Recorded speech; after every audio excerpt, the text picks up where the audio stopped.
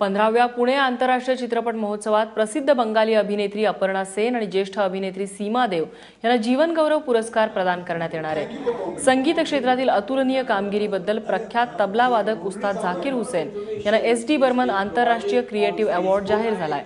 महोत्सवाचे संचालक डॉक्टर जब्बार पटेल यांनी आज पत्रकार परिषदेत ही माहिती दिली आहे। यंदाच्या महोत्सवाचं उद्घाटन 12 जानेवारीला सिटी प्राईड कोथरूड इथे होईल। डॉक्टर रखमाबाई लेथ जोशी व्हेंटिलेटर अशा 7 सिनेमांची निवड यंदा मराठी सिनेमा स्पर्धेसाठी करण्यात आल्याचं पटेल यांनी सांगितलंय।